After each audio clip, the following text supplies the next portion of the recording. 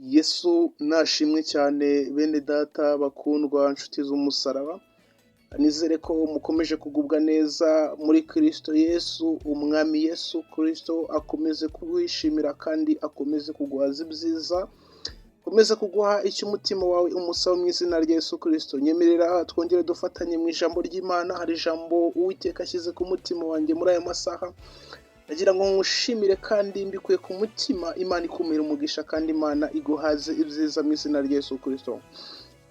Tugiye kuganira ku ijambo ry'Imana twahaye intego ngo ese urizera koko uzatura ku musozi w'Uwiteka?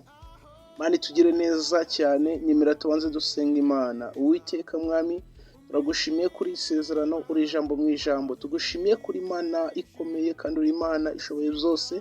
Mwami Yesu, si ukubisubiramo kenshi, ahubwo turabizi neza ko uhambaye, turabizi neza ko uri hejuru y'isi n'ijuru, byose byaremwe nawe kandi natwe turi ibumba ryo mu bibumbano zawe. Niyo mpamvu tukwinginze ngo ukomeze iri jambo, kandi iri jambo icyo ushaka ko rigeraho ari cyo rigeraho, ahubwo ngiye byo nshaka ko byagerwaho ntabwo ari byo bigerwaho. Reka ubwenge bwanjye Uwiteka Mwami Yesu bubure, ahubwo haboneka imbaraga zawe. Reka icyubahiro cyanjye kijye munsi, ahubwo icyubahiro cyawe kiganze. Turakwinginze abana na buri muntu wese ugiye kumva ubu butumwa, kandi umuntu wese uzabasha kurangiza ubu butumwa, tumusabe umugisha mu izina rya Yesu Kristo. Imana ishimwe cyane, Imana ihabwe icyubahiro. Munyemerere tudatinze tubanze dusome ijambo ry'Imana, twumve icyo Uwiteka adushakaho muri aya masaha. Ese nshuti muvandimwe, ujya utekereza ku buzima bw'iteka?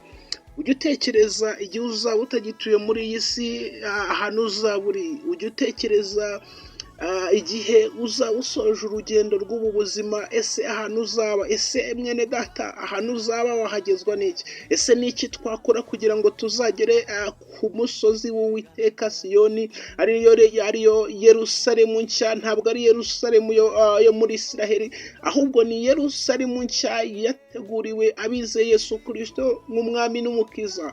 Abandi bemeye kugendera mu nzira zo gukiranuka, bano bemeye guca bugufi bagacishwa bugufi n'ijambo ry'Imana. Babandi bemeye guca bugufi icyubahiro cyabo bakagisiga inyuma, ahubwo bagakurikira icyubahiro cy'Uwiteka. Mwene data, ndagira ngo nkubwire ngo benshi muri iyi minsi basa nkaho bagondetse amazosi, benshi muri iyi minsi basa nkaho batagishaka kumva ukuri, batagishaka kumva ubutumwa bwiza bwa Yesu Kristo. Ariko mwene data, ndagira ngo nkubwire ngo birashoboka ko none amatwi yawe udashaka kuyumvisha, ariko ndagira ngo nkubwire ngo hari igihe bishoboka ko ushobora kuzayumvisha utarabasha kubona uburyo n'ubushobozi bwo kubasha gukurikira ijambo ry'Imana. Ngo bafite amatwi ngo ariko ntibumva, ngo bafite amaso ariko ntibabona. Ndagira ngo nkubwire ngo ijambo ry'Imana ritugaragariza ko abantu benshi bafite amatwi ngo ariko ntabwo bumva, cyangwa se ntabwo bashaka kumva ubutumwa bwiza. Ariko mwene data, ndagira ngo nkubwire ngo wowe wahisemo gukurikira umwami Yesu Kristo, ndagira ngo nkubwire ngo wahisemo neza kandi Imana igushyigikire. Turi mu rugendo rw'ubuzima, aho isi inaniza benshi, tugahura n'ibigeragezo, ariko jya wibuka ijambo ritubwira ngo hahirwa abihanganira ngo ibibagerageza, kuko nibamara kwemerwa bazahabwa ikamba ry'ubugingo, iryo Imana yasezeranije abayikunda. Hari ikamba riteganyirijwe ku wihanganye, hari ikamba riteganyirijwe kuri wa wundi wihanganiye ibigerageza ahura nabyo za buri munsi, intambara ahura nazo za buri munsi. Muririmbyi niwe uherutse kuzura umwuka aravuga ngo intambara zitabayeho ngo twavuga iki? Ngo twavuga ko twarwanye uruhe rugamba? Ariko mwene data, ndagira ngo nkubaze nibaza, ese muri uru rugendo urateganya ahantu uzaba mu gihe uzaba utakiri kuri iyi si? Ndagira ngo nkubwire ngo impamvu Yesu yaje mu isi zari kugira ngo tuzabashe gukandagira mu bwami bwa data. Ariko ni kuri babandi bemeye kumwizera, bakemera kugendera mu nzira zo gukiranuka, bakareka ingeso zabo mbi, ahubwo bagakurikira ingeso z'ukuri, bakareka ibidahesha Imana icyubahiro, ahubwo bakagendera mu bihesha Imana icyubahiro. Nibitangaje kandi nibabaje ko muri minsi ubona bagenzi bajya mu ijuru bameze nk'abatazi bamwe iyo barimo baragana. Daniyeli niwe wayigezeho agambira mu mutima wo kutiyandurisha ibyo kurya by'ibwami. Ndagira ngo nkubwire ngo bene data, muri iyi minsi biragoye kumenya umukristo nyakuri, biragoye kumenya aho umuntu uri mu mwuka w'Imana n'utari mu mwuka w'Imana. Ariko ijambo rivuze ngo iki ijambo ratubwira ngo muzabamenyera ku mbuto zawe. Ese mwene data nkubaze, birashoboka kugaragara nk'umukristo cyangwa se wiyize nk'umukristo ariko ingeso zawe, ariko inzira zawe zitakugaragaza nk'umukristo. Birashoboka ko mu rugendo rw'ubuzima wumva ko uri umukristo ariko ibikorwa byawe bitandukanye n'ubukristo cyangwa se bihabanye n'ubukristo cyangwa se n'indangagaciro z'ubukristo. Mu ndangagaciro z'ubukristo harimo kwihangana, harimo kwitonda, harimo kugira urukundo, harimo kugira ubumuntu, kandi harimo byinshi bitandukanye, ingeso nziza. Ese mwene data, ku musozi utuyeho uri icyitegererezo ku buryo abantu bagutangiraho ak'umugabo ko uri umuntu ukiranutse, uri umuntu ugwa neza. Imana ishimwe cyane kandi Imana itugirire neza. Turi kuganira ku ijambo ry'Imana, twahaye intego ngo ese niki kizatuma utura ku musozi w'Uwiteka. Munyebere dusome ijambo ry'Imana riri mu gitabo cya Zaburi ibice 15 turera ku murongo wa mbere tugesome imirongo 3 gusa, asigaye dusenga Imana wumva icyo Uwiteka gushakaho. Muri iyi minsi igoye kandi iyi minsi iruhije abagenzi, muri iyi minsi isa nk'iya nyuma, ngo mu minsi ya nyuma abantu bazaba bikunda, birarira, bakunda imiya, badakunda abagenzi babo. Muri iyi minsi urukundo rwarashaje. Biratangaje ko mwene so mushobora kuba musengana ariko ugasanga kuba musengana urabizi neza ko ari wowe kandi uri bubirye ubashe no kubimena, ariko ukaba utavuga ati uyu ni mwene data twirwanye ku gasambi, uyu ni mwene data turabana, uyu ni mwene data korana umurimo w'Imana, ngo babasha kuvuga ati uyu nguyu ni nkanjye, na twese turi amaraso amwe, twese turi urubavu rumwe, twese turi urugingo rumwe muri Kristo Yesu.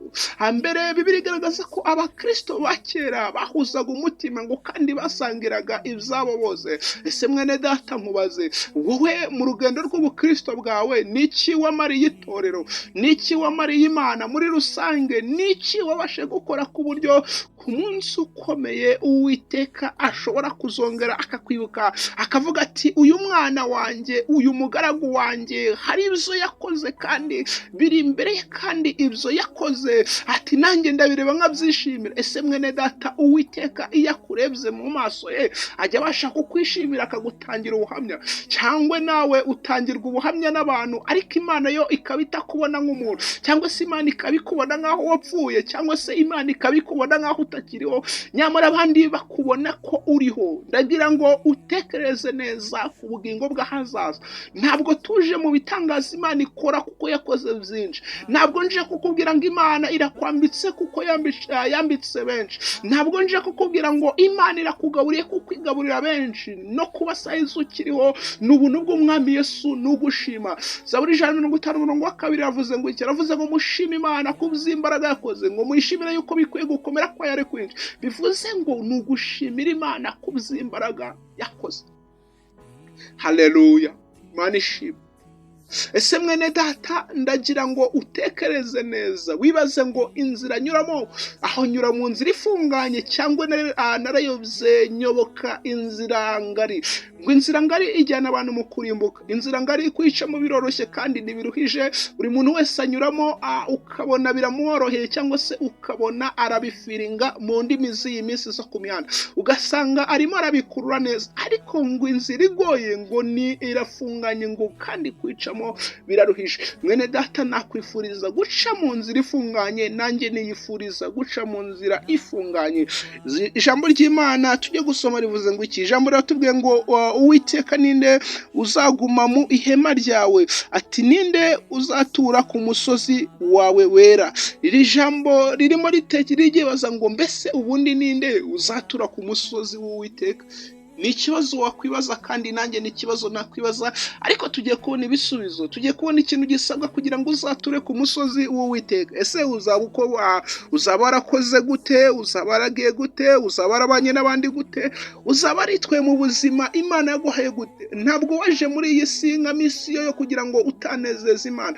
Twaje mu buryo bwo kugira ngo tunezeze Imana, duhimbaze Imana. Mu gihe nicyagera, mu gihe gikwiye, tuzabashe gusubira kwa Data amahoro. Ndagira ngo nkwibutse neza ko none uri mu icumbi. Ese iyo umuntu acumbitse yabashe kubura ubwishu ntibamusora?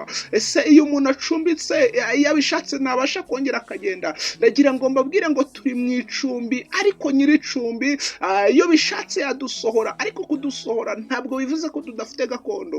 Ndagira ngo nkwibutse neza ko hari gakondo twateguriwe n'umwami Yesu Kristo. Iyo gakondo ntisaza, nta nubwo igibora, nta nubwo iyo gakondo igibasha kuvaho. Ibindi byose birasenyuka, wakubaka ku musenyi bigahirima, ariko ndagira ngo mbabwire ngo twubake ku rutare kuko ariho hazima. Imana ishimwe cyane. Ku murongo wa 2 yavuze ngo iki? Yaravuze ngo ni ugendera mu bitunganye. Imana ishimwe cyane. Ati agakora ibyo gukiranuka. Ijambo riratubwira ngo ni wa wundi ugendera mu bitunganye, wa wundi ufite ingeso nziza, wa wundi ijya kwambara imyambaro akambara imyambaro y'ubwami apana kwiyambika ubusa, wa wundi utagendera mu ngeso z'ubusambanyi, wa wundi utagendera mu ngeso z'ubusinzi, wa wundi utaroga, wa wundi utiba, wa wundi utirarira, wa wundi udashyushya inkuru z'umuturanyi. Mbese bano bagira aba bose, Bibiliya igaragaza ko aba bose abagendera muri izo ngeso zose. Gutura ku musozi w'Uwiteka biragoye, ariko haracyari ibyiringiro yuko naho igiti cyatemwa cyakongera kigashibuka. Haracyari ibyiringiro nubwo none bidashoboka bizakongera bigashoboka mu izina rya Yesu. Haracyari ibyiringiro nubwo hari ibyo wabuze kugira ngo ubashe kwinjira muri emosiyoni, wabashe kwinjiramo kubw'imbaraga z'umwami Yesu. Nagira ngo mubwire ngo Satani ukwiyebeje, Satani wagufashe akakugundira ngo utazabasha kugendera mu nzira yo gukiranuka, reka uwo Satani acike mu izina rya Yesu Kristo. Satani ukunaniza kugira ngo utazagera mu gihugu cyo mu ijuru, reka usimbuke urenge ubushobozi bwa Satani, winjire mu bushobozi n'imbaraga by'Uwiteka. Va mu mwijima kugira ngo ubashe gusatira umucyo mu izina rya Yesu. Ijambo rigakomeza ritubwira ngo ati akavuga iby'ukuri nk'uko biri mu mutima we. Ngo ni wa wundi umuntu uzatura ku musozi w'Uwiteka. Ngo nuvuga iby'ukuri nk'uko biri mu mutima we. Imana itugire neza kandi Imana itwambika imbaraga. Ndagira ngo nkubwire ngo mwene data, muri uru rugendo duhagazemo, benshi bagoreka ukuri bakuzi, benshi bageze ku ijambo ry'Imana bararisasira, bagatangira kubwiriza ibihwanye n'irari ry'imibiri yabo, bagatangira kubwiriza ibijyanye n'uko babyifuza, kuko wenda hari icyo bakeneyemo indamu, bakeneyemo ubuzima, bakeneyemo amafaranga, bakeneyemo ibindi runaka, cyangwa se kubw'icyubahiro cyabo. Ntabwo abantu tukibwiriza cyangwa se bakibwiriza bavuga ukuri, ahubwo barashaka kubwiriza ibinezeza abantu, barashaka kubwiriza ibinezeza abantu ariko bibafasha kujya kurimbuka. Barashaka kubabwiriza ibibanezeza ariko bitazabaho ubwami bw'Imana. Ndagira ngo mbabwire ngo hari ubushobozi, ariko niwasobanukirwa, niwasoma ijambo ry'Imana, uzagenda umenya ukuri kandi gukomeye cyane mu ijambo ry'Imana. Ku murongo wa 3 ariho dusoreza turasenga Imana, hakatubwira ngo ati utabeshyeshya abandi ururimi rwe, ati ntagirire nabi mugenzi we. Imana ishimwe cyane, ati ntashyushye inkuru y'umuturanyi we. Amena. Imana ishimwe cyane mwene data. None dusobanukiye neza abantu bazatura ku musozi w'Uwiteka. Ese mwene data, urebye inzira zawe, urebye imigendere yawe, urebye uko ubayeho, urabona bizatuma utura ku musozi w'Uwiteka. Ndagira ngo dusenge n'Imana. Umaze gusobanukirwa neza, umaze kumenya ibigenderwaho cyangwa se ibyo usabwa kugira ngo ugere mu bwami bw'Imana, urabizi neza ko uzakandagirayo. Ushobora kuba utsinzwe n'ijambo ry'Imana, ushobora kubona ko hari byinshi wakoze bidatunganye, ushaka gukomeza urugendo udatsinzwe n'uburiganya bw'umwanzi Satani. Ndagira ngo dusenga n'Imana. Ushobora kuba umaze igihe mu bigaragaza, ushobora kuba urwaye, ushobora kuba unanijwe n'ubuzima, nawe ca bugufi mu izina rya Yesu dusenga n'Imana. Reka dusenga n'Imana mu izina rya Yesu. Tujye gusengera umuntu wawe wifuza kuba yava mu ngeso mbi akakira umucyo w'Uwiteka, umuntu ushaka kuva mu mwijima wa Satani akabasha kwakira umucyo w'Uwiteka. Abo ngabo nibaze dusenga n'Imana mu izina rya Yesu Kristo. Muri byavanga ubuntu bw'Imana butangaje ngo nibwo bwanwe imigozi, ngo byavuye se kuki? Byavuye kugushaka ko Imana yonyine yambohoye. Umwami Yesu aya masaha arashaka kubohora.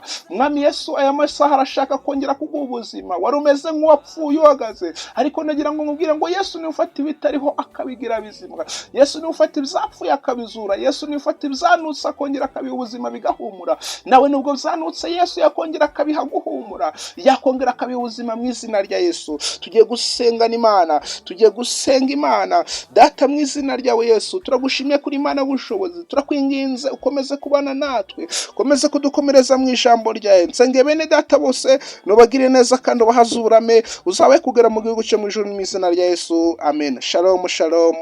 Umwami Yesu akomeze kubana namwe, turabakunda cyane. Amen.